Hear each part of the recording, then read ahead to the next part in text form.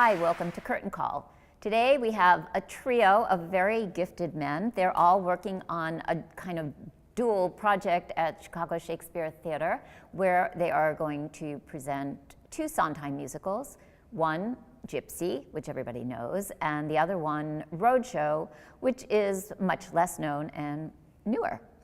Gary Griffin is in the center. He's directing both shows. That is quite a workout.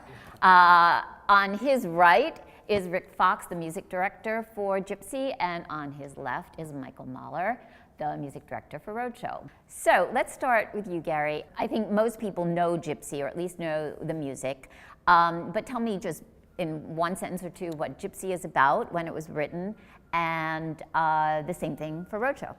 Gypsy's 1959 musical by Julie Stein, Sondheim score, book by Arthur Lawrence, originally directed by Jerome Robbins, and it's the story of the evolution of Gypsy Rose Lee, and seen through the lens of her relationship with her mother. But it's also a big American story about America between the wars and about the vaudeville circuit. Vaudeville, the death of vaudeville, and the arrival of burlesque and the Depression. And I really think that the sort of forming of the 20th century American character in that piece. So it's, I think, a big-hearted and powerful musical that is really stood the test of time. Yes, it has. And Road Show, which I think some Chicago audiences know as Bounce, right, because it debuted at the Goodman as Bounce originally. Right, and it's the story of the Meisner brothers, two very different personalities, very different men who connected in brotherhood, and really Addison Meisner, a lot of people who know Florida very well, certainly his name's on a lot of streets and parks there as a major architect of Palm Beach, and the idea of creating Boca Raton. The Mediterranean pink style. Yes, exactly.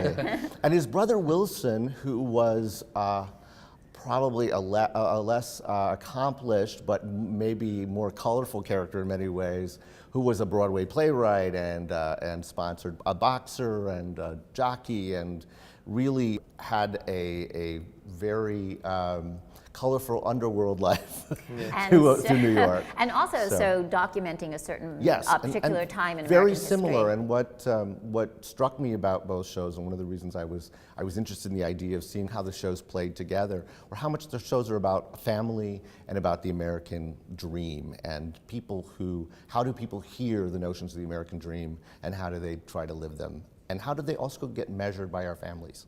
So they seemed very much in companion to each other. Now, these are two musicals that really are kind of bookends for Sondheim's career. He obviously collaborated with Bernstein first on West Side Story, but then Julie Stein, who people know also as the composer behind Funny Girl and Bells Are Ringing and other great pop songs. Maybe talk musically, Rick Fox, about what how the sound of Julie Stein is different from the sound of Sondheim as we know him and as he developed later on when he started actually composing all of his musicals himself. Well, I think that you can hear Julie Stein in Sondheim's music. I feel that he was, in a way, a mentor in the way that Bernstein was.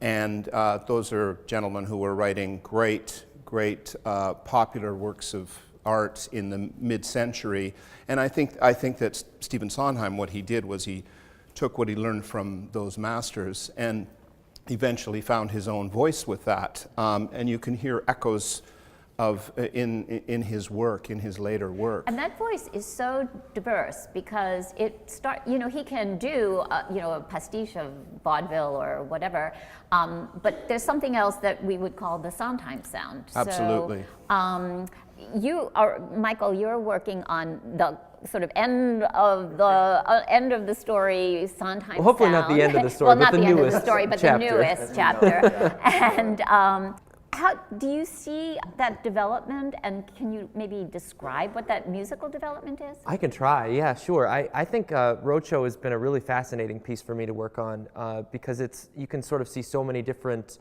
periods of Sondheim's sort of work in that score. I mean, he's going back to his work with Julie Stein in some places. There's really sort of pastiche, kind of vaudeville sounding stuff when he goes to New York, and there's kind of that energy. Then he goes all the way back to sort of his Aaron Copland fascination for some Americana kind of sounds, and it all kind of weaves together into this. And there's a lot of what you might call sort of the Sondheim sound, you know, his sort of signature kind of ways around a melody, and it kind of all comes together in a really fascinating way. You have a very large orchestra by standards of a regional theater, at least. How many people are in, how many musicians? It's 14. 14, okay. What is it about his music that is maybe a challenge? You've directed many Broadway shows and many other off-Broadway shows. What is special about Sondheim musically? Well, in this case, it's Julie Stein. You're doing you know, Julie Stein, yeah. So. But you've certainly heard studied every Sondheim musical. What stands out to you? Well, I think you have to capture the intention, even if you don't have the 30-piece orchestra or whatever it was originally done for. I think you have to find the honesty and what was intended with the music, whether you do it with 4 musicians, a piano, 12, whatever, and then figure out a way to make that work with the numbers that you're working with. And it's always to find the composer's intention. As a music director, I always feel that I'm there representing the composer. And sometimes with some directors, it can be a little bit of a battle because they might not have the same patience with discovering what the score what was intended in the writing. Luckily with Gary, he shares that desire to figure out what it is that they were trying to get at. And sometimes it's not obvious at first. There might be a chunk of music and we go, why is that there? There's a reason for it. Sometimes you might find out the reason was because the set design in 1950s, they had to move quickly enough. So, Yeah. you know, and if you figure out that's what it was for, then you can cut that down with a clear conscience. But if you just automatically start cutting and shaping it to suit your needs without trying to figure out really why it was there in the first place, then you're going to get farther and farther away from the heart of the piece. Michael, you have cast your show with some actors who actually play the music. Right. You have no specific band. Right. How did you start to think about that, and why did you want to do that? Well, it sort of all comes out of the overall concept for the show. I mean, it's this group of people who've been taken in by the Meisner brothers, right? And they come together at the funeral to sort of tell the story, and each sort of are talking about how they got duped or what they found charming about them. And we sort of thought the best way to sort of mirror that with the music would be to have people start to take an instrument up and start to play it. And it's not so much, we're not really going for like the John Doyle kind of thing where everyone's playing all the time and that's sort of the gimmick. It's more like we could do the show with just our brilliant piano player playing everything in Sondheim's hands, you know, Right. and our cast singing it. But we have these fabulously talented people, and that's a large part of the theme that actually runs through both shows is real talent, right, and what that is.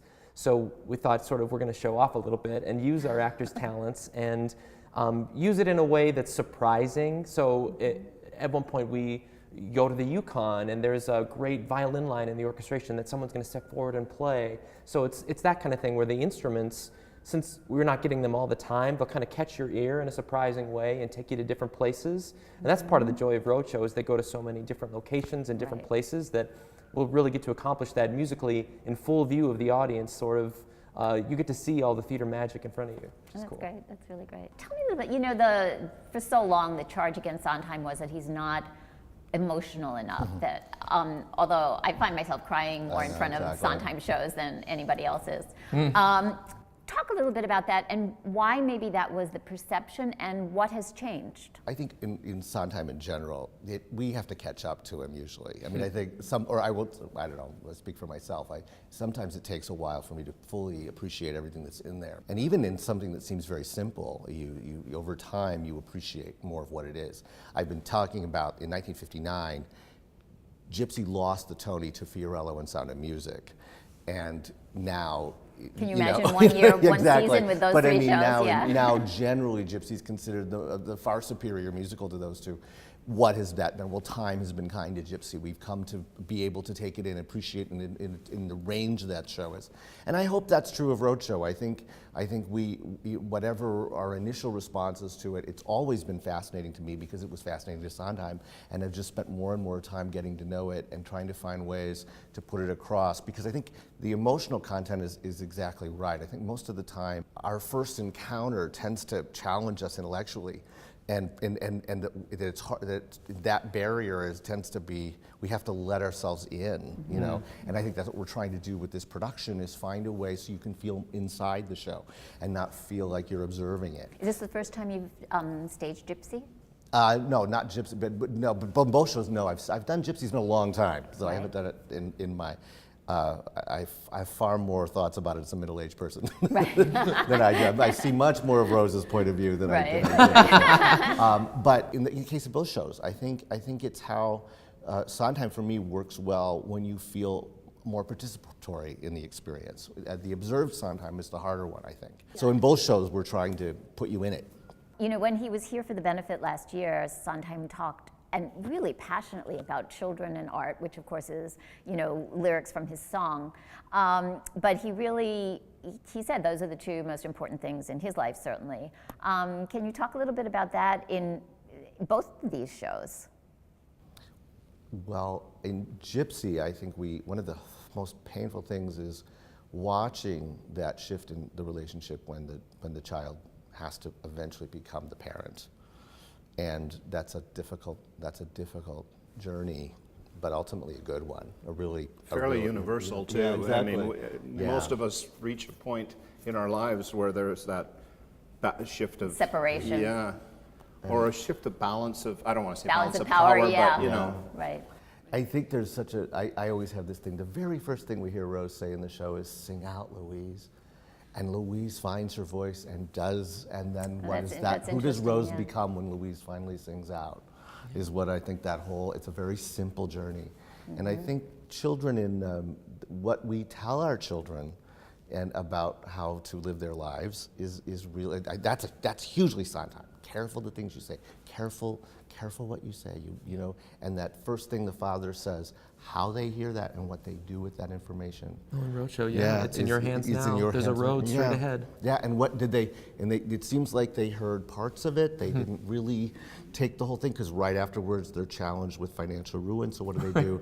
They get in a get-rich-quick scheme. Right. So, you know, it's what, so I think parents and children are at the core of both pieces, really. Do you think Sondheim likes to see his music? You know, obviously there's the iconic first production, but do you think that he finds something even more interesting about what follows, how it morphs over the years, the decades?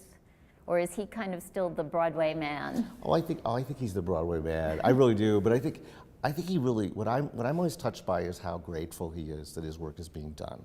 The first thing he always seems to respond when he hears, you know, when I reach out and tell him we're doing something is, you know, that you see him be moved that you're continuing to do the work and you're doing, you know. So that seems to be his first response. But yeah, I think he's, you know, with what he does, of course he wants to be seen at the, you know. It's Broadway, exactly. Yeah. Well, thank you, all three of you, and I'm looking forward to seeing both shows. They're running a little bit in overlap, but Gypsy starts first. Yes. Yeah. And thank you for tuning in to Curtain Call.